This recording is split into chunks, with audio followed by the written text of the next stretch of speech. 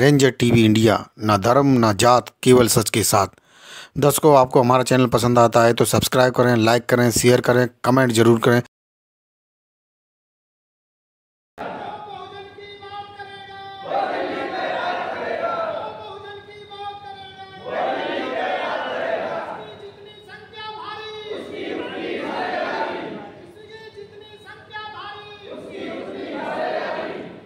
बैठ जाओ बैठ।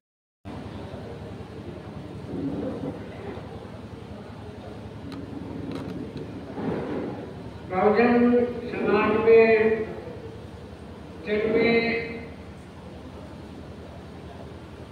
फूले साहू, पेरियार बाबा साहब अम्बेडकर और इन सबका आंदोलन को दक्षिण भारत से उत्तर भारत में अपने कंधों पर लादकर उत्तर भारत में देश के सबसे बड़े सूबे में 3 बार अपने जीते जी सरकार बनाने वाले माननीय कांशीराम साहब को नमन करते हुए आज की डॉक्टर बी.आर. अम्बेडकर बाबा साहब डॉक्टर बी.आर. अम्बेडकर सामुदायिक भवन में बहुजन समाज परिषद के तत्वावधान में छत्रपति साहू महाराज के द्वारा दिए गए सूत्रों और अक्षसूत्रों को आरक्षण के 122वें वर्ष के दिन इस कार्यक्रम में आए हुए सभी मेरे सामने बैठे बुद्धिजीवी, आगरा के नौजवान और मंच पर सभी सम्मानित आदरणीय वक्तागण, अतिथिगण और विशेषकर इस कार्यक्रम के आयोजक आयुष्मान दिनेश कुमार गौतम जी, मैं ज़्यादा लंबी बात करने के मूड में नहीं हूँ, लेकिन मैं 90 किलोमीटर से चल करके आपका हौसला बुलंद करने के लिए अलीगढ़ से आया हूँ, तो मुझे भी अपनी बात थोड़ा सा कहने का मौका मिला है और मैं नेक्स्ट सेकंड में पॉइंट टू पॉइंट बात करने के हमेशा पक्ष में रहता हूँ। इधर उधर की बातें करने से कोई मतलब नहीं। यह आंदोलन छत्रपति साहू महाराज से पहले 1848 से पूना की सरजमी से शुरू हुआ और 1890 तक उन्होंने जो हमारे बहुजन समाज की मूलभूत जरूरत थी, उस जरूरत के हिसाब से उन्होंने एजुकेशन का मूवमेंट जब तक वो दिए तब तक उन्होंने इस आंदोलन को चलाया। 1874 में छत्रपति साहू का जन्म हुआ कोल्हापुर स्टेट में और जब वो 20 वर्ष के हुए तो आदरणीय जैसे कैलाश साहब ने बताया कि 1894 में वो गद्दी पर बैठे और जब उन्होंने पूरे के आंदोलन को देखा, पढ़ा, समझा, तो उन्होंने अपना मन बनाया कि मैं इस आंदोलन को बुलंदियों पर पहुंचाना चाहता हूं। ऐसा उन्होंने क्यों सोचा? छत्रपति साहू महाराज ने कहा कि पूरे ज्यादा पैसे वाले व्यक्ति नहीं थे, ज्योतिराव फुले अंग्रेजों के बाद में कॉन्ट्रैक्टर थे, सरकारी ठेकेदार थे, लेकिन मैं तो राजा हूं, मेरे पास पैसा ज्यादा है और मैं इस धन का सदुपयोग करके इस मूवमेंट को काफी आगे ले जा सकता हूं। उन्होंने ऐसा ही किया। ज्योतिराव फुले ने स्कूल खोले, छत्रपति साहू महाराज ने डिग्री कॉलेज खोले, 40 महाराष्ट्र के अंदर हॉस्टल खोले गरीब तबके के बच्चों को रहने के लिए। और इतना ही नहीं, फुले ने जो जेबीसी का जो मूवमेंट था उसको भी टच किया। 1868 में ज्योतिराव फुले के जिस मोहल्ले में वो रहते थे, जहां आसपास के मांग मातंग महारों के लोगों को पानी पीने की कोई सुविधा नहीं थी। ये ऑन रिकॉर्ड है कि 1866 में ज्योतिराव फुले ने अपनी बावड़ी शेड्यूल कास्ट के लोगों को पानी पीने के लिए अधिकृत किया।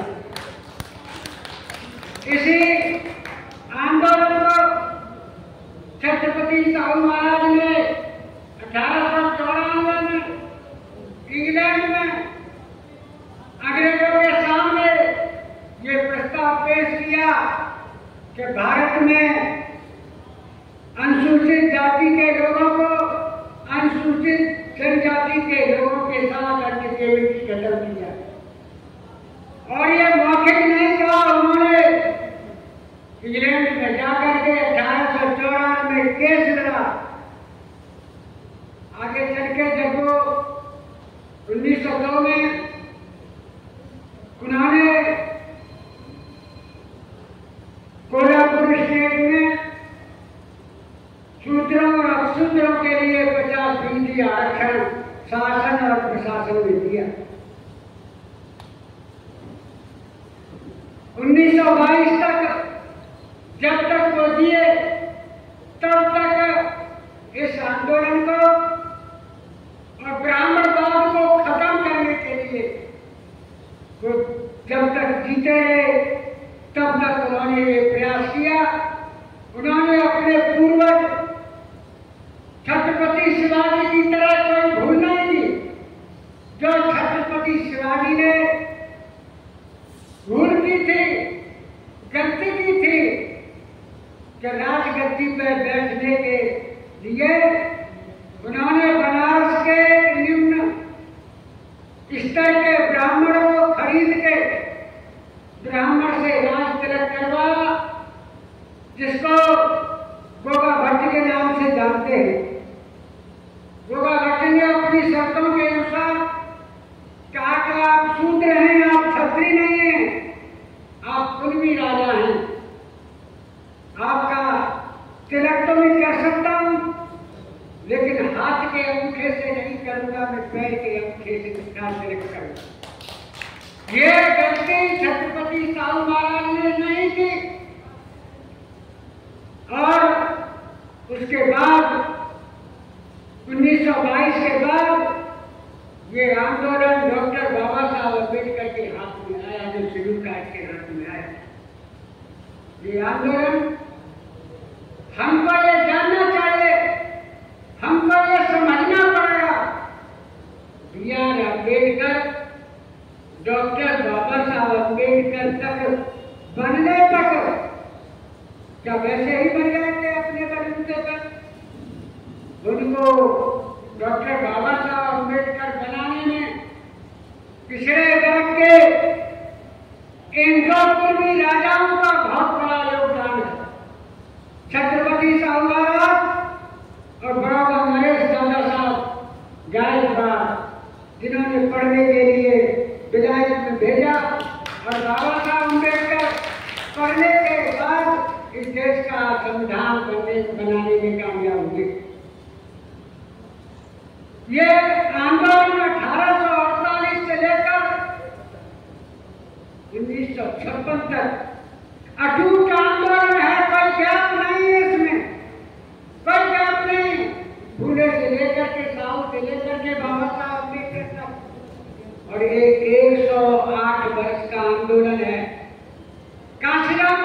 को कहा करते थे कि ये 108 वर्ष का आंदोलन क्या हमारा बेकार चला जाएगा, और उन्होंने लोगों से हाथ उठा करके क्या बोला कि ये आंदोलन क्या बेकार जाना चाहिए।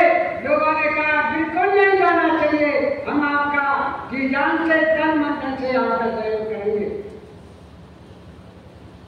मैं कहना ये चाहता हूं कि ये इस आंदोलन की वजह से, इस आंदोलन का जो रैली हमको देखने को मिला, हमारे पुरखों को देखने को मिला, 100 वर्ष के बाद इसका रिजल्ट देखने को मिला।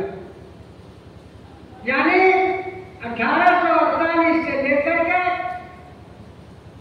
1948 तक 100 वर्ष होते हैं, और आजाद भारत में 1948 में एक सिविल सेवा परीक्षा, पहली सिविल सेवा परीक्षा हुई, जिसका रिजल्ट निकला, जिसमें एक IAS जिनका नाम आदरणीय के नारायण, जो इस देश के आगे चल के राष्ट्रपति बने, दूसरा नाम मिस्टर मजूमदार जो वेस्ट बंगाल से थे, वो IAS बने। एक आदमी पंजाब का चमार IAS बना, जिसका नाम आदरणीय करतार सिंह था, और एक आदमी पंजाब के ही IPS बने, जिसका नाम कांशीराम साहब नहीं पता है। ये बातें हमको इसलिए ध्यान रखनी पड़ेगी कि सिर्फ जय भीम से काम नहीं चलेगा, सिर्फ जय भीम से काम नहीं चलने वाला। जय भीम से पहले जिन महापुरुषों का आंदोलन चला है, जिन्होंने चलाया, और मैं तो ये कहूंगा कि बाबा साहब अम्बेडकर को छत्रपति साहू महाराज ने इस आंदोलन को आगे बढ़ाने के लिए तैयार किया। छत्रपति साहू महाराज ने अम्बेडकर से कहकर महापरिषद का निर्माण कराया, और 1920 में उस महापरिषद के बैनर तले मानगांव में एक बहुत बड़ी सभा हुई, जिसकी अध्यक्षता डॉक्टर बाबा साहब अम्बेडकर ने की, और जिसके चीफ गेस्ट छत्रपति साहू महाराज थे। मित्रों के इस बात को भाग ये कौन से चैनल पे देख सकते हैं? लेकिन कोई ये नहीं बताता कि उस मीटिंग में डॉक्टर बाबा साहब अम्बेडकर ने पहाड़ों के लिए एक प्रस्ताव पास किया, और वो प्रस्ताव क्या था कि आज के बाद हम छत्रपति साहू महाराज का जन्मदिन हर साल बड़ी धूमधाम से मनाएंगे। ये काम किया गया। कांशीराम साहब ने पहले ये काम उत्तर भारत में किया गया, नहीं किया गया। ये कांशीराम साहब ने फुले का जन्मदिन मनाना शुरू किया, साहू का जन्मदिन मनाना शुरू किया, पेरियार का जन्मदिन मनाना शुरू किया। कब लोग बाबा साहब अम्बेडकर के जन्मदिन की बात करते हैं? मैं इसलिए कह रहा हूँ कि हम बहुजन समाज बनाने की बात कांशीराम जी के शब्दों में बहुत आए दिन कहते रहते हैं कि जिन पिछड़े वर्ग के लोगों को आप कैसे जोड़ोगे। इस बात पर जोरदार ताली हो जाए।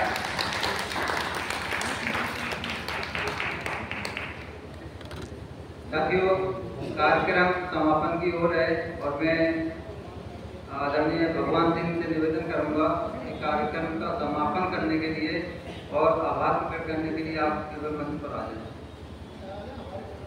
हाँ, अब मैं बहुजन समाज परिषद के राष्ट्रीय अध्यक्ष को आमंत्रित करना चाहूँगा, और एक बार जोरदार ताली हो जाने के लिए।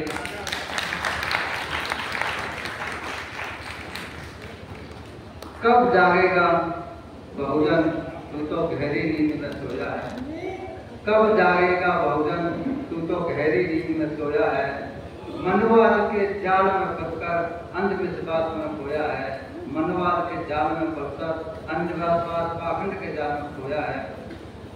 जागने में जगाने में लगे हैं, 55 साल के हो गए और आज भी 20 साल की उम्र के तरह से जोश में काम कर रहे हैं। लोगों को जगाने में लगे, लोगों को उठाने में लगे, बहुजन समाज को संगठित करने में लगे। ऐसे महान क्रांतिकारी दिनेश गौतम जी के एक बार जोड़ना काफी हो सकता है।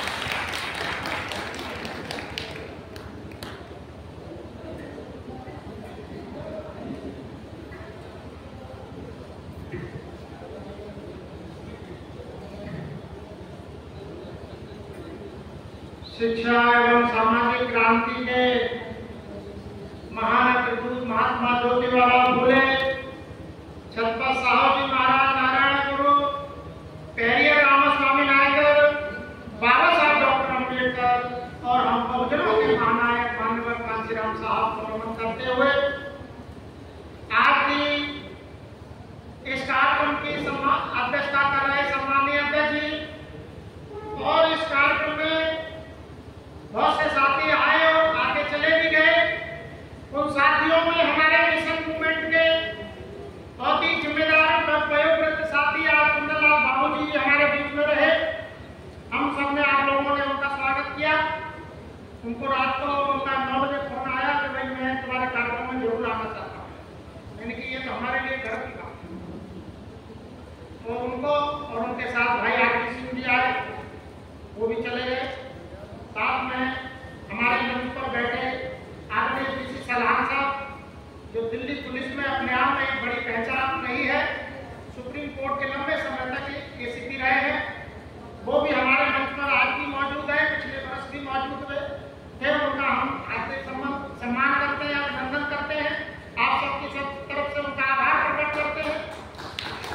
हमारे साथ अभी भाई मुकेश सरकार जी जो इलेक्ट्रॉनिक मीडिया के साउथ इंडिया के प्रभारी थे, वो पूरे उधर साउथ इंडिया में काम कर रहे हैं। बेंगलोर से चल के हमारे कार्यक्रम में भी गए, उनकी 4 बजे ट्रेन थी।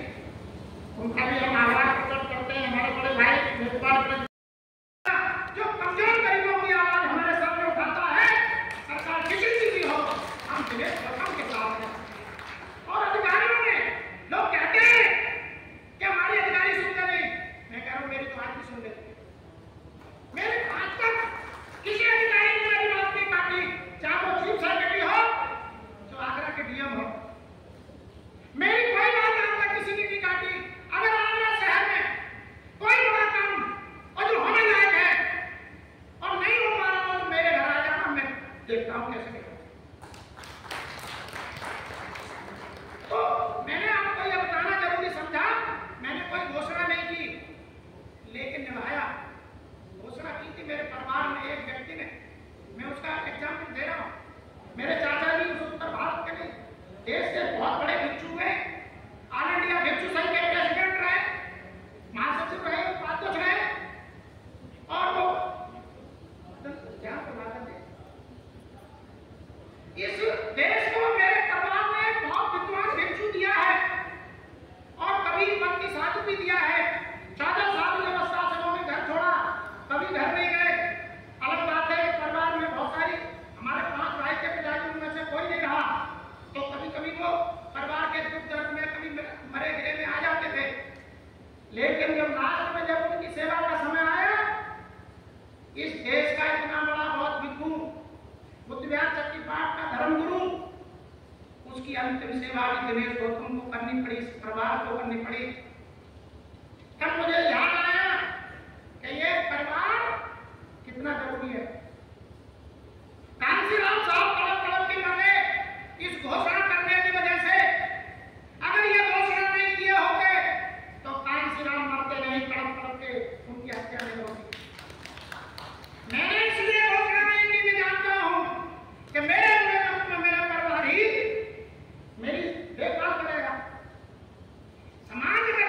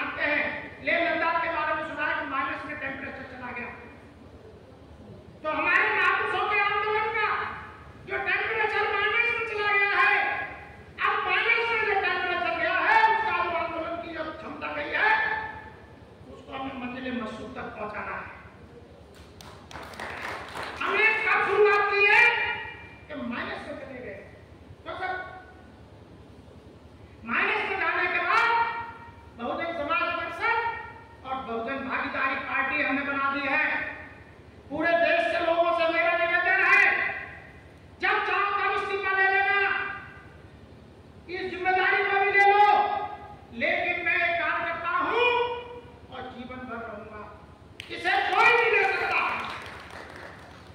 एक बार आगरा का एक गुलाम जिसको मैंने मिलवाया था, मैंने कहा उसका परिचय कराया लखनऊ की मीटिंग में 97 वाली में, नवंबर वाली।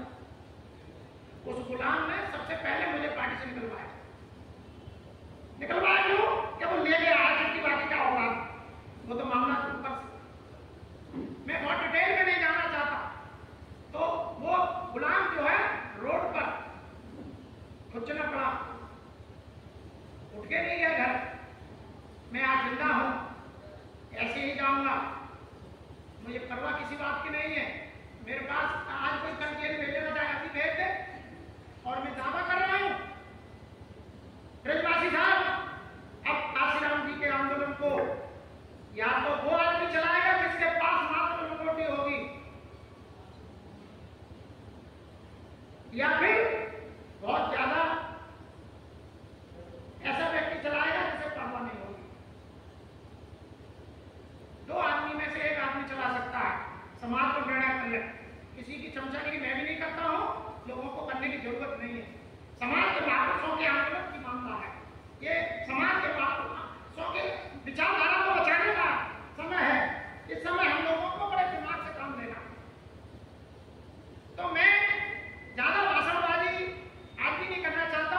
मैं तो आप सबका आभार प्रकट करता हूं कि आप लोगों ने, जिसने भी साथी ने, हमारे आगे कश्यप जी हैं, भगवान सिंह साहब बैठे हैं, इन्होंने दोनों लोगों ने, आप लोगों ने जो भोजन किया, ये नहीं किया, किसी से एक पैसा नहीं लिया।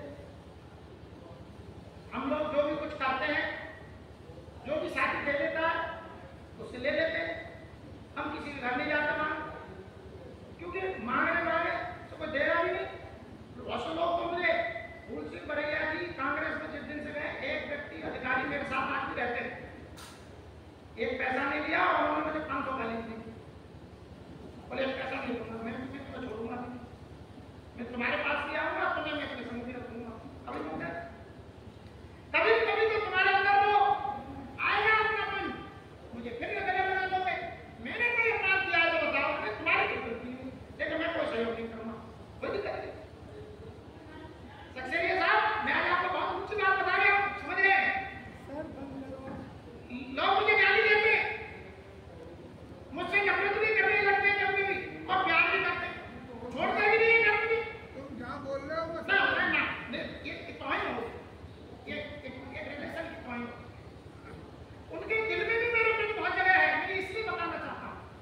वो मुझे भी नहीं छोड़ते, लेकिन पता नहीं उनको कभी कभी या तो कोई सिखा देता है या कोई बात है, वो पता कुछ बोल जाते हैं। पार्टी बनाई, बोले पैसा नहीं दूंगा, मैं पदाधिकारी बनूंगा, ना मैं मेंबर बनूंगा, कोई दिक्कत नहीं। मैंने की क्या, हमारे